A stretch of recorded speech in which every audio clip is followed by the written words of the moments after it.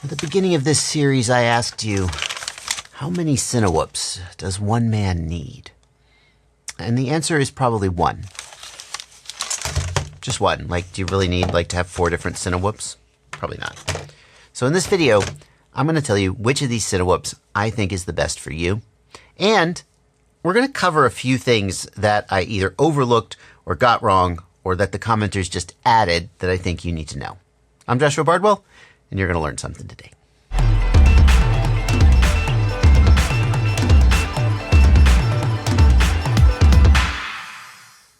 I want to start this video by acknowledging what some people might feel is kind of a conflict of interest whenever I review a Rotor Riot product. And that's why I'm breaking my normal policy of not wearing Rotor Riot shirts on the channel, and I'm wearing my Rotor Riot shirt today. I do appear on the Rotor Riot YouTube channel, but my YouTube channel is not like Rotor Riot 2. I know that some of you out there are nodding and going, yeah, no, obviously, but some of you need to hear this and I want to get it out.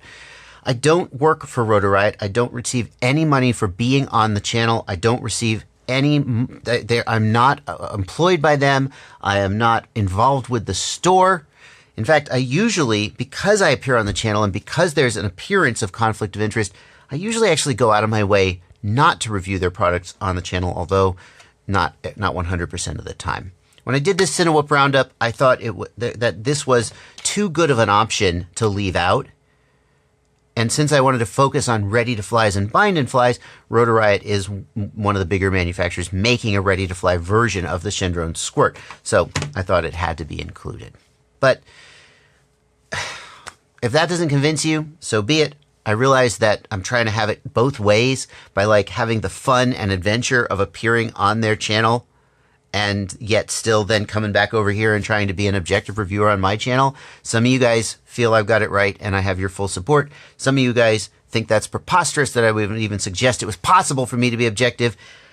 I just wanted to acknowledge it, get it out of the way, and let's move on. The Diatone Taycan has 1408 motors, whereas the remainder of the quads have 1507 motors. And in my very first video, I said that the Taycan had smaller motors than the others. I don't know why I said that. I don't know why I thought that, but that's not correct. And thank you to everyone who pointed that out. The right way to evaluate the size of a motor is based on its volume. That is width times radius times pi squared times. So a 1507 motor has a stator volume of 4948 millimeters cubed, I guess. And a 1408 motor has 4926. The reality is that these motors are going to perform differently depending on the magnets, the way that they're wound, and so forth. And it was incorrect of me to imply that the Diatone would inherently be less powerful. In fact, the shorter, wider motors are known to do a little bit better at lower RPMs, whereas the taller, thinner motors are known to do better at higher RPMs. That's a very broad generalization, but there is a little bit of truth to it. And given that these Cinewhoops often spend time kind of cruising and hovering at around 30 to 40% throttle, you actually could make the argument that the Diatone is a better choice. Next, we got to talk about ducts. And huge thanks to the commenter who left a reference to some information about what the characteristics a duct needs to have to get the improvement in performance and improvement in efficiency that ducts are supposed to give. And the key characteristic that a duct needs to have is that the prop blade needs to pass very, very close to the wall of the duct in order to get the advantage. And as I think about it, I think the reason for this is that if you think about an airfoil or a wing, there are tip vortices. There is high pressure air spilling off the bottom of the wing, and that air spills off and spills into the low pressure area at the top, and that's kind of just wasted energy that you could be getting if it was forced downward.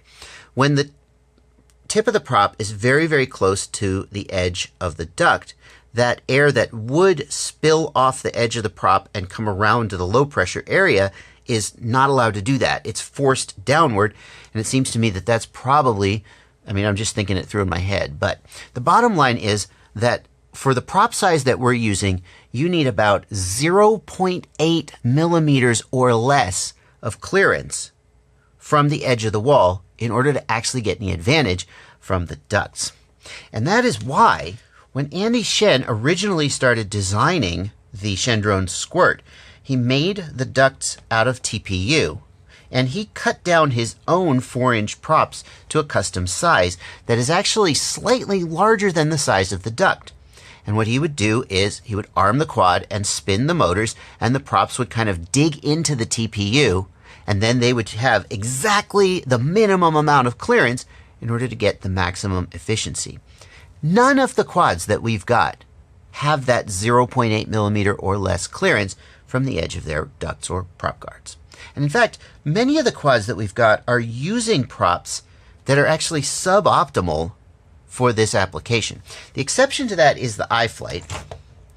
This style of bullnose prop, if you remember bullnose props, old people from like 4 years ago, no?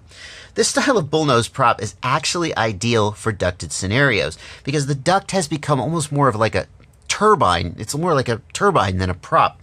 But even in this case, we can see clearly that we have more, way more than 0.8 millimeters of clearance. And in the case of a prop like the HQ prop that is being shipped with the Squirt, you don't have that wide area butting up against the wall like the bullnose, and that's the same for... Actually, that's not... Ooh, Gem Fan, you smart! If we look at the Gem Fans, I think Gem Fan's trying to have it both ways. They do have a flat area here that goes up against the wall to create that pressure, but there's still way more spacing here than the 0.8 millimeters that you would need in order to get the maximum benefit and that increase in efficiency. So I think it's fair to say that we probably are not seeing that like 15% increase in efficiency from any of these guys. And we discussed that at the beginning because we talked about that most of these guys don't have an actual like duct design with a flared area at the top. But we're also losing that because of the props that we're using. We're using just standard 3-inch props. We actually need slightly oversized props to minimize the clearance. Final thing I want to acknowledge before we get to the conclusions of which one is best for you is several people, at least one of whom said he flies Cinewhoops professionally, said that the tune on these guys was all garbage. Every single one. They were just like, those are not tuned right.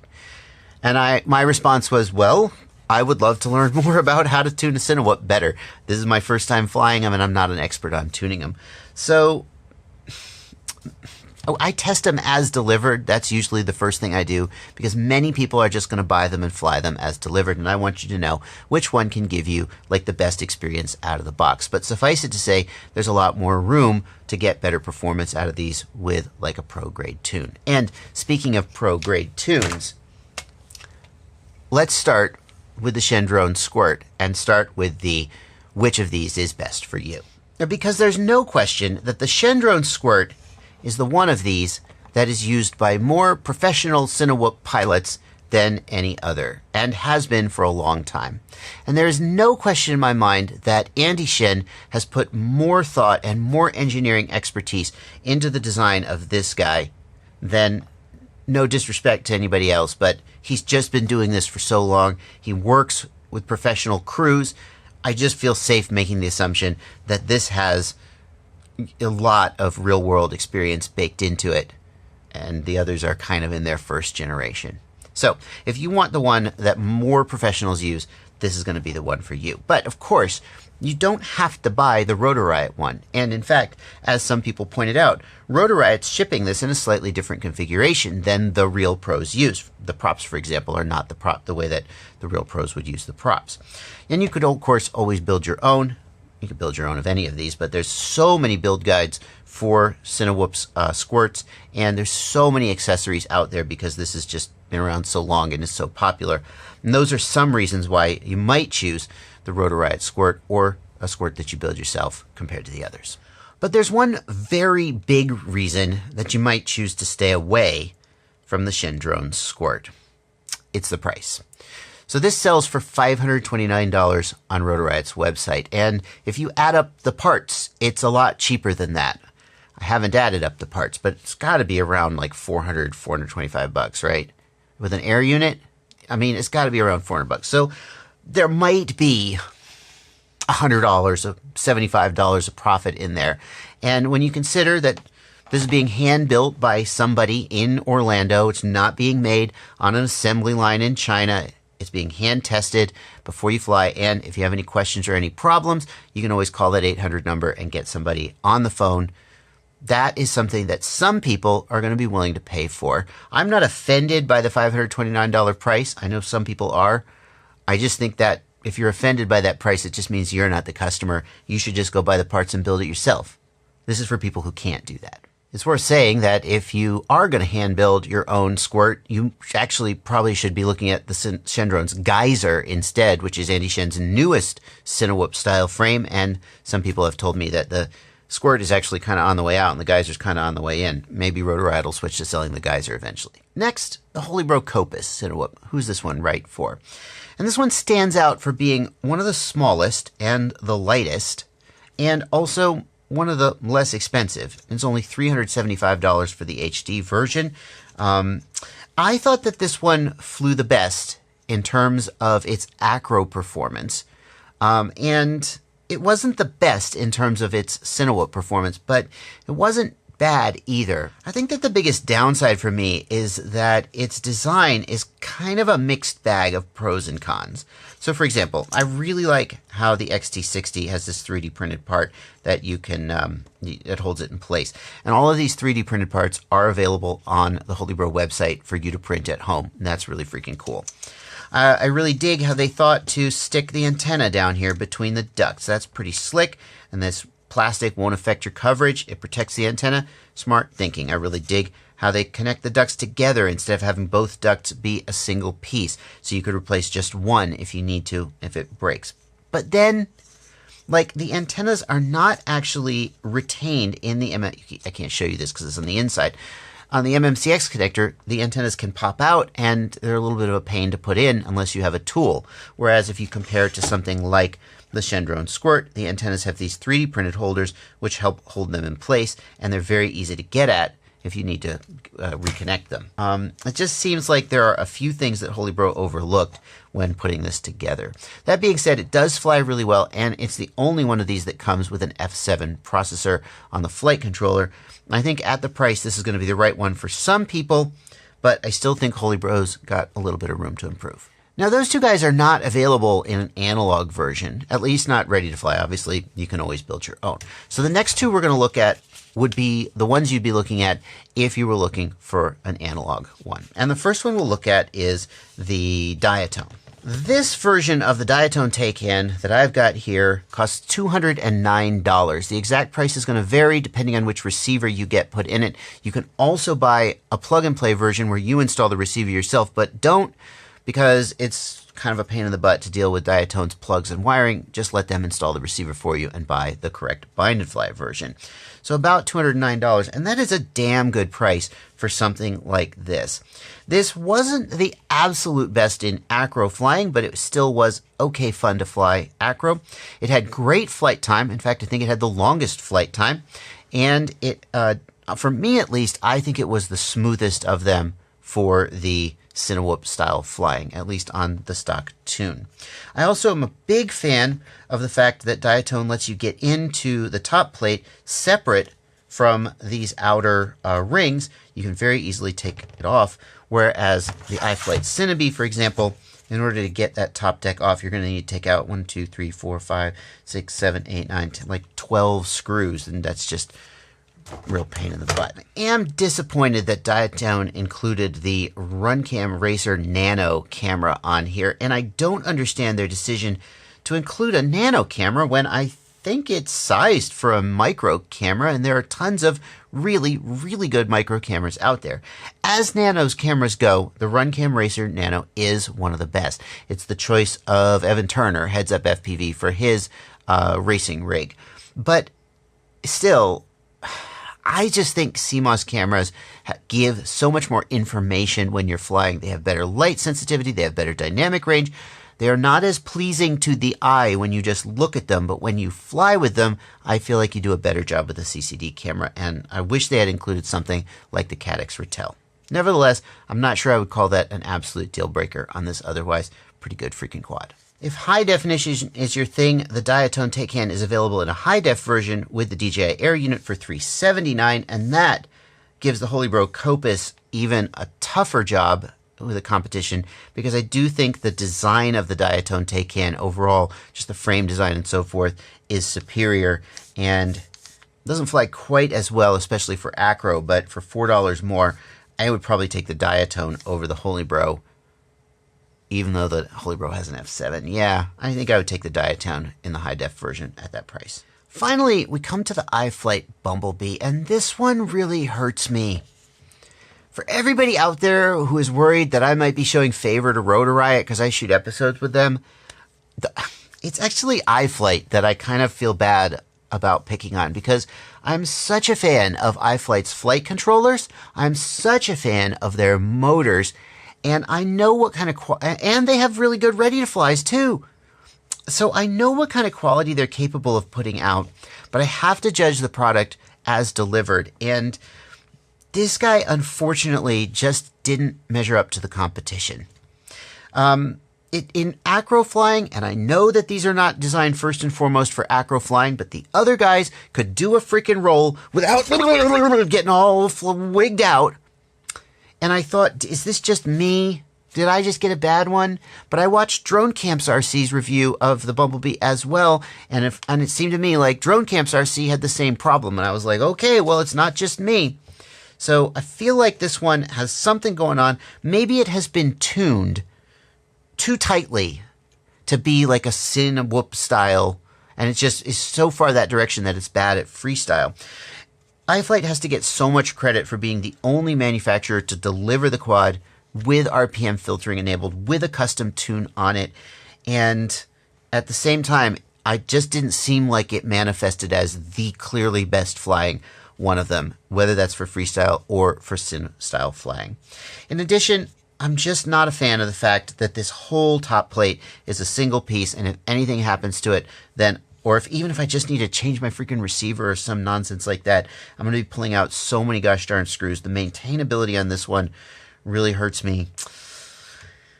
And at a price of $269 for the analog version, can that possibly be right? $209 for the Diatone Taycan and $269 for the iFlight Bumblebee. That's just no contest. Can that be right? Yeah, no, I just went and double checked. The Taycan is $209 without a receiver, or another $10 or $20 with a receiver, depending on which receiver you pick. Whereas the Bumblebee is $269, and then more depending on, it can be as much as $300 with a Crossfire receiver in it. And that's just, I'm sorry, that is just the final straw for this guy. It's just not $60 or $80 better than the Diatone. It may not even be better at price parity.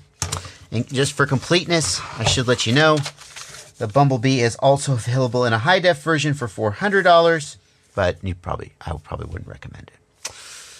If you want to see this spreadsheet, there's a link in the video description if you want to compare all the specs and how they fall out. But that is how I see it. So what's the final word? For analog people, this is the one.